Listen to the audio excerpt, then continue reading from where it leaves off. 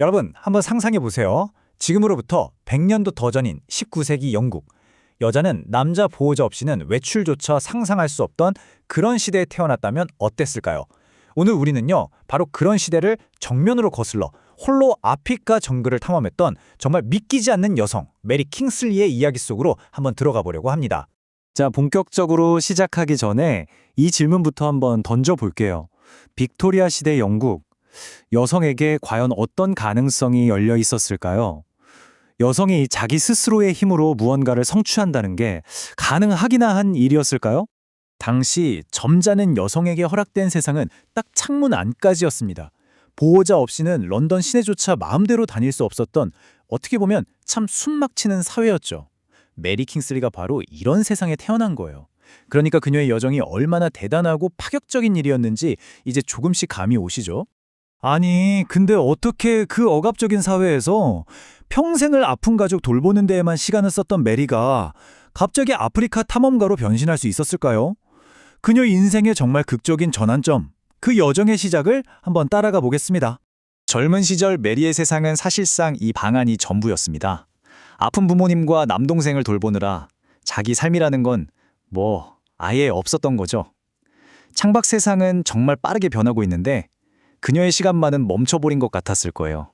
30살. 가족들이 모두 세상을 떠난 뒤에야 비로소 그녀에게 허락된 나이였습니다. 자기 자신만의 삶을 시작할 수 있게 된 나이죠. 이 숫자 30이 참 많은 걸 생각하게 만들어요. 30년간 꽁꽁 묶여있던 에너지가 마침내 폭발하면서 그녀는 그 누구도 상상하지 못했던 길을 떠나게 됩니다. 자, 그렇게 떠난 미지의 땅, 서아프리카. 당시 유럽인들 사이에선 백인의 무덤이라고 불렸던 바로 그곳에서 메리는 과연 어떤 역사를 썼을까요? 그녀가 남긴 기록들을 보면 정말 입이 떡 벌어집니다. 거친 오고우의 강을 카누 하나에 몸을 싣고 거슬러 올라가고요.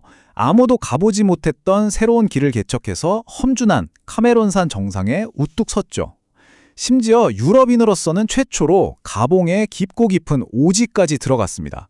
근데 이게 그냥 모험에서 그친 게 아니에요.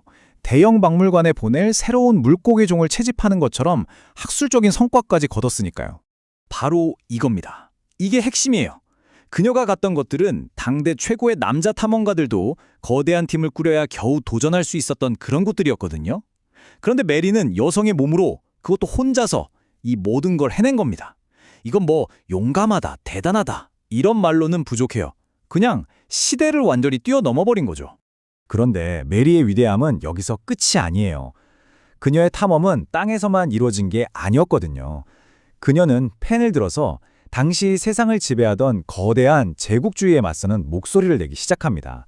그녀가 쓴 단 한 권의 책이 영국 사회를 그야말로 발칵 뒤집어 놓았죠.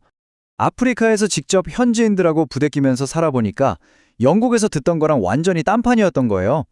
그들의 문화와 삶의 방식을 직접 겪으면서 유럽의 자신들을 우월하다고 여기는 게 얼마나 오만한 생각인지 깨달은 거죠. 그래서 그녀는 제국주의를 비판하고 원주민들의 권리를 지켜줘야 한다고 목소리를 높이기 시작했습니다. 그 목소리를 고스란히 담아낸 책이 바로 이 서아프리카 여행기입니다. 아프리카는 미개하고 유럽이 문명화시켜줘야 한다는 생각이 당연하게 여겨지던 시절이었어요.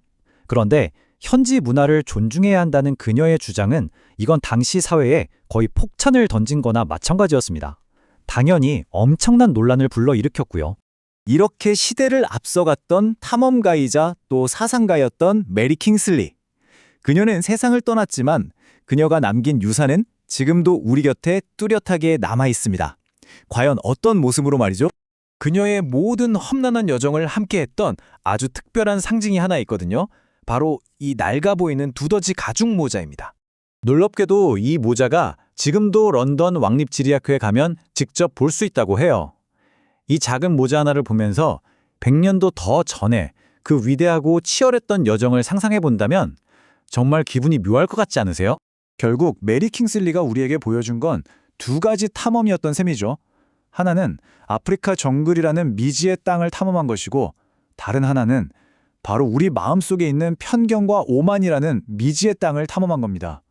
이 마지막 질문은 그래서 우리 모두에게 던져지는 질문이기도 합니다. 단순히 지리상의 지도를 넓히는 것을 넘어서 우리 각자의 생각의 지도를 넓히는 탐험. 어쩌면 이게 바로 메리 킹슬리가 우리에게 남긴 가장 위대한 유산이 아닐까요?